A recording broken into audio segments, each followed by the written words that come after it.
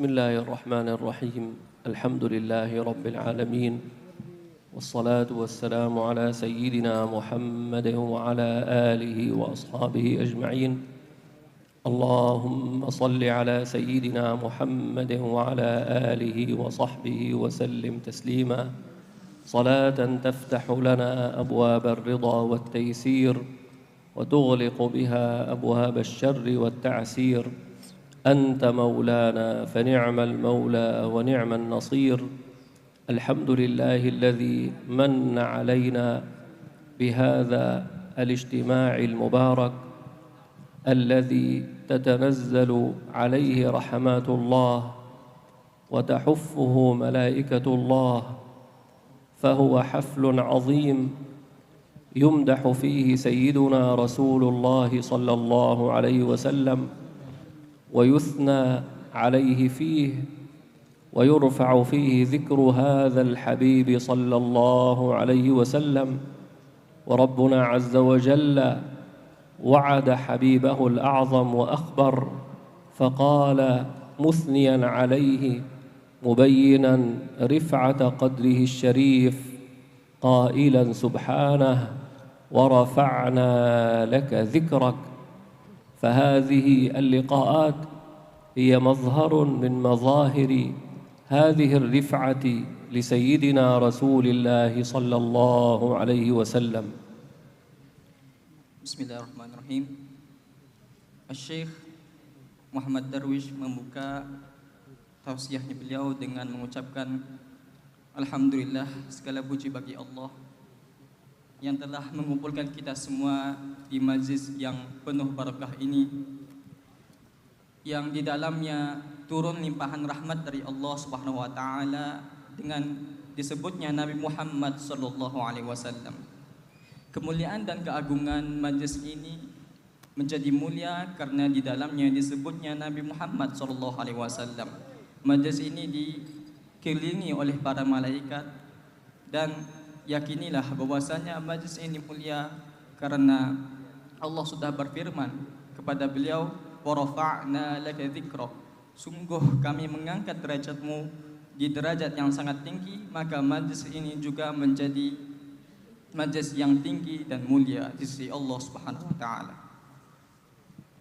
أيها الإخوة الكرام، يا من أتيتم إلى هذا الحفل تجتمعون محبة بسيدنا رسول الله صلى الله عليه وسلم، هنيئا لكم هذا المجيء، وهنيئا لكم هذا الاجتماع، وهنيئا لكم هذا الحب الذي قادكم إلى هذا المجلس. فالحب يرفع صاحبه، وسيدنا رسول الله صلى الله عليه وسلم يقول المرء مع من أحب. فنسأل الله أن يلحقنا بسيدنا رسول الله صلى الله عليه وسلم على ما فينا من تقصير، وأن يرزقنا صدق المحبة حتى ندخل في أنوار هذا الحديث العظيم المرء مع من أحب. Para hadirin hadirat, para bapak-bapak dan ibu-ibu yang telah datang ke majlis yang mulia ini, di acara yang penuh mulia ini,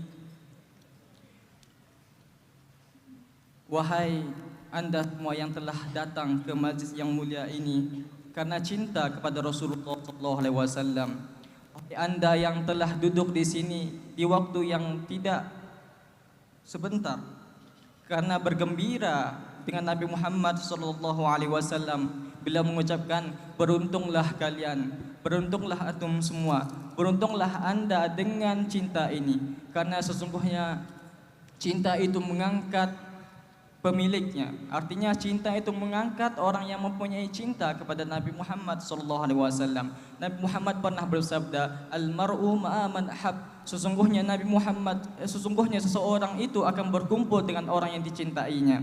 Semoga Allah Subhanahu wa taala mengumpulkan kita semua dengan Nabi Muhammad sallallahu alaihi wasallam, walaupun dengan keteladaran kita dalam ibadah, keteladaran kita dalam salat, akan tetapi dengan modal cinta ini semoga Allah mengumpulkan kita bersama Nabi Muhammad sallallahu alaihi wasallam. ومحبة سيدنا رسول الله صلى الله عليه وسلم شأنها عظيم، فهي تلحق المقصر به صلى الله عليه وسلم ببركة هذه المحبة. وكما قالوا السالك سائر والمحب طائر، فالسالك قد يقطع بمجاهداته مسافات، ولكن بالمحبة يقطع أكثر وأكثر، فالمحب طائر، فاللهم اجعلنا من الصادقين في الحب. Sungguh kalau kita berbicara tentang cinta sangat luar biasa. Karena dengan cinta seseorang itu bisa mengangkat seseorang menuju orang yang dicintai berbeda dengan yang lainnya. Seperti yang dikatakan para salihin, as-saliku sa'ir wal muhibbu ta'ir. Orang murid, orang yang ingin menuju kepada Allah Subhanahu wa taala, walaupun dengan segala ibadahnya, dia hanya seperti orang yang berjalan kaki. Akan tetapi orang yang ingin menuju kepada Allah dengan cinta, maka dia seperti orang yang terbang, memotong ribuan kilo, akan tetapi bisa cepat sampai kepada Allah Subhanahu wa taala. Maka dengan cinta adalah jalan pintas kita untuk menuju kepada Allah dan menuju kepada Rasulullah sallallahu alaihi wasallam. ومما من الله به على أهل السنة والجماعة السادة الأشاعرة الصوفية رضي الله عنهم وألحقنا بهم حرصهم على إقامة هذه الموالد، وحبهم وتعظيمهم لسيدنا رسول الله صلى الله عليه وسلم. ومما جاء من القصص العجيبة في تعظيم السادة الصوفية لسيدنا رسول الله صلى الله عليه وسلم ما ذكره سيدنا الحافظ ابن عساكر في كتابه تبيين كذب المفتري فيما نسب إلى الإمام الأشعري. ذكر قصة عجيبة عن أحد أئمة الأشاعرة وهو سيدنا أبو الحسن ابن سمعون رضي الله عنه وأرضاه. Sebuah karunia yang luar biasa yang Allah berikan kepada umat ini, yaitu dengan adanya para imam-imam ahlu sunnah wal jamaah yang mengajarkan kita untuk merayakan acara yang mulia seperti ini. Sungguh mereka adalah guru-guru kita di dalam mencintai Nabi Muhammad SAW. Disebutkan di dalam salah satu kitab para imam kita adalah Imam Abul Hasan Asy'ari, Imam Ibn Asakir. Disebutkan di dalam kitab Tabyin Katib Al-Muftari fi Manusiba Imam Asy'ari, disebutkan satu kisah yang akan dibacakan oleh beliau. كان سيدنا أبو الحسين ابن سمعون جالسا على كرسي يلقي درسا، وجلس قريبا من كرسيه أحد تلاميذه المحبين وهو أبو الفتح القواس، وهذا التلميذ هو من الصالحين. وفي أثناء الدرس هذا التلميذ ينام، أصابه النعاس فينام وهو جالس بجانب هذا الشيخ، فتوقف الشيخ عن الدرس. أبو الحسين بن سمعون توقف عن الدرس لما نام تلميذه هكذا حتى استيقظ. فلما استيقظ تلميذه أبو الفتح القواس قال له الشيخ أبو الحسين بن سمعون، قال له: رأيت رسول الله صلى الله عليه وسلم؟ قال: نعم. قال: فلذلك أنا سكت عن الدرس حتى لا أقطع لك هذه الرؤيا وأنت ترى سيدنا رسول الله صلى الله عليه وسلم. فهذا مظهر عظيم من مظاهر تعظيم سيدنا رسول الله صلى الله عليه وسلم. Dikisahkan salah satu dari imam ahlu sunnah wal jamaah yang bernama Abul Husain bin Sam'un, pernah suatu hari beliau datang ke majlis tausiah, dan pada waktu itu beliau adalah seorang guru. Dan di saat beliau memberikan tausiah, ada salah satu murid beliau yang bernama Imam Abdul Fattah Al-Qawwas juga duduk di situ, dan tiba-tiba beliau merasa mengantuk lalu tertidur. Murid beliau yang bernama Abdul Fattah Al-Qawwas, lalu guru beliau yang bernama Abu Husain bin Sam'un menahan dari tausiahnya beliau. Lalu ketika beliau menahan tausiah beliau, beliau menunggu sampai muridnya beliau itu bangun. Di saat muridnya beliau bangun, beliau bertanya kepada muridnya, "Wahai muridku, apakah engkau melihat di dalam mimpimu itu Rasulullah SAW?" Kata murid beliau, "Iya." Maka dari itu aku sengaja menahan kalimatku, menahan tausiahku agar aku tidak membuatmu terganggu apa yang kau lihat di dalam mimpimu dan membuatmu terpotong dari apa yang kau dapatkan di dalam mimpimu. Dan ini adalah salah satu gambaran bagaimana imam kita mengajarkan kita bagaimana kita mengagungkan Nabi Muhammad SAW sehingga walaupun Nabi Muhammad berada di dalam mimpi seseorang. وسيدنا رسول الله صلى الله عليه وسلم بعد انتقاله إلى الرفيق الأعلى لم تنقطع خيراته وبركاته عن أمته، ولذلك يحصل للأولياء والصالحين مشاهدات ومدد وعطاء منه صلى الله عليه وسلم، فهو حي في قبره صلى الله عليه وسلم. ومما جاء في ذلك ما ذكره الإمام السبكي في طبقات الشافعية، ذكر قصة عن أحد العلماء وقد كان في مكة وأراد السفر إلى بلاده وهي بلاد بعيدة.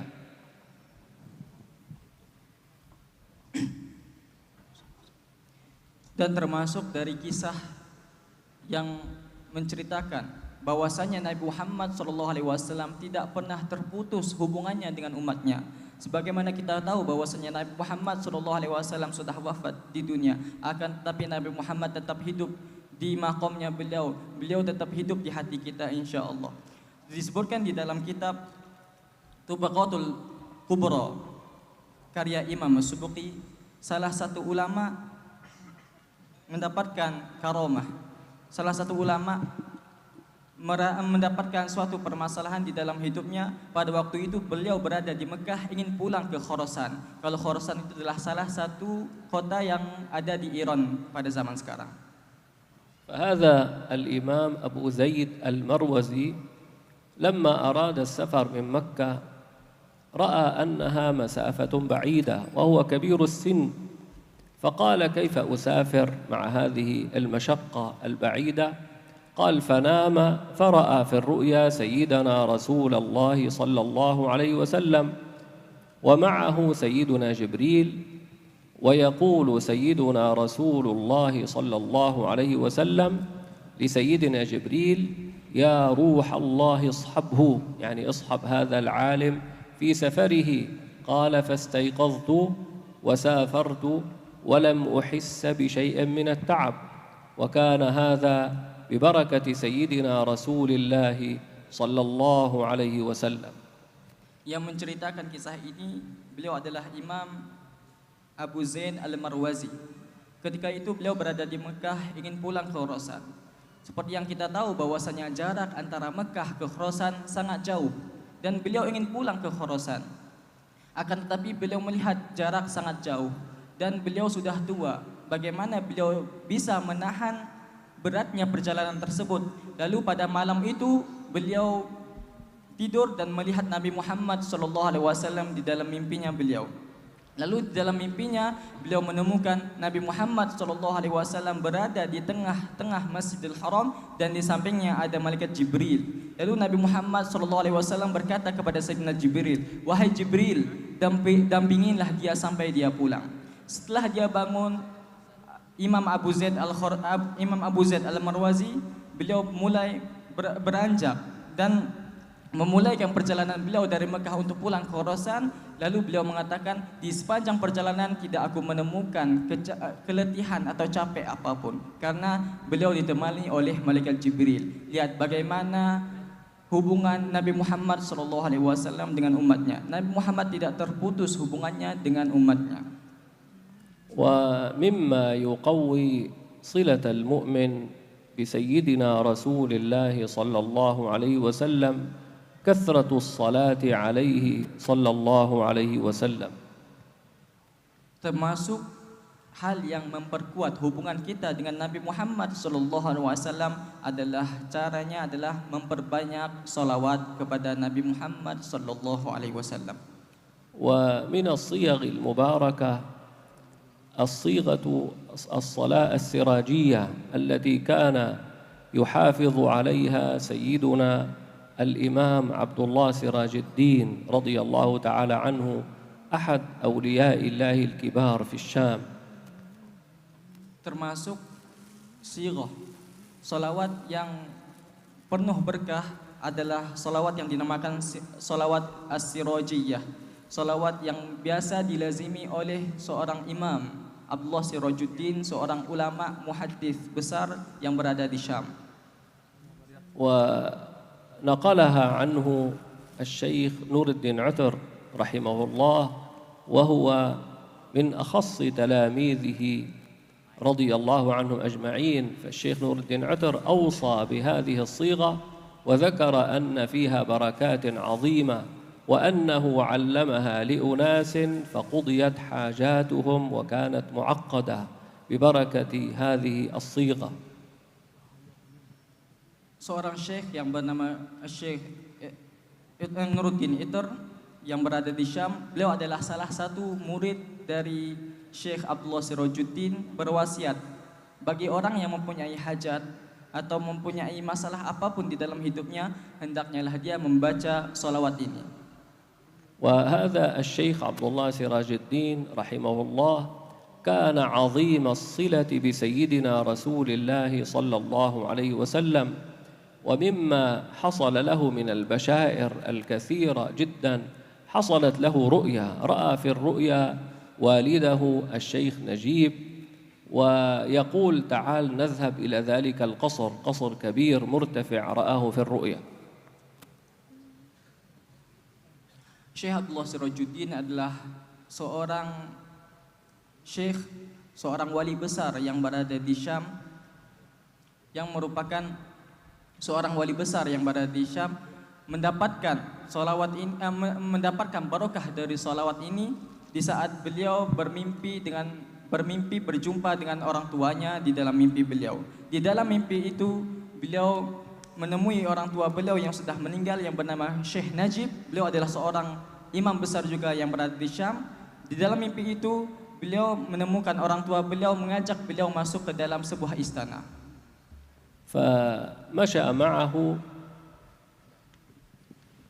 فمشى معه ودخل هذا القصر وإذا به مجمع الأولياء، ودخل سيدنا رسول الله صلى الله عليه وسلم فأقبل الشيخ عبد الله سراج الدين ورأى بجانبه السيدة عائشة، وتفل سيدنا رسول الله صلى الله عليه وسلم بريقه الشريف فوقع على كتف السيدة عائشة.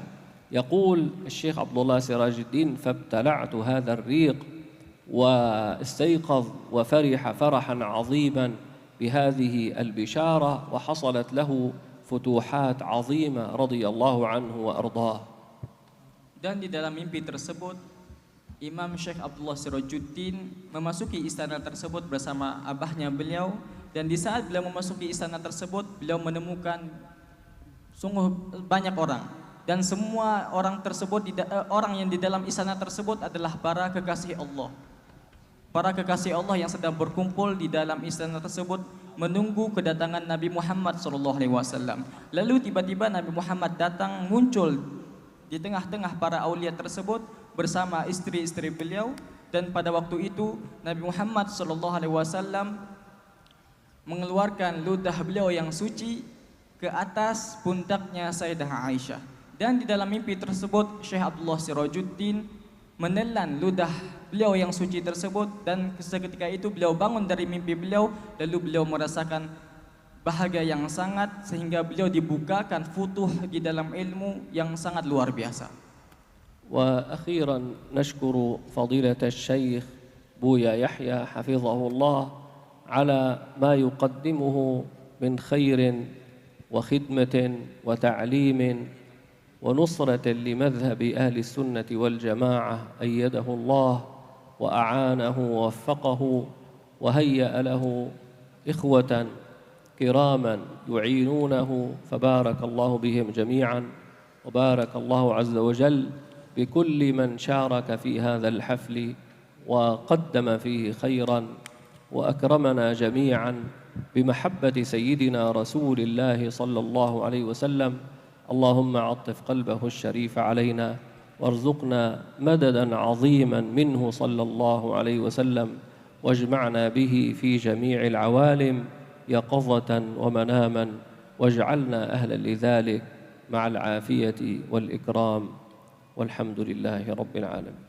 Dan pada akhirnya beliau Syekh Muhammad Darwish mengucapkan terima kasih kepada guru kita semua Buya Yahya atas perhatian beliau yang sangat luar biasa untuk acara yang mulia ini, di dalam khidmah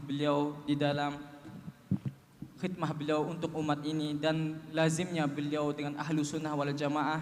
Dan beliau juga berterima kasih kepada semua yang telah membantu menjayakan acara ini, dan beliau menutupi tausiah beliau dengan doa yang telah beliau bacakan tadi.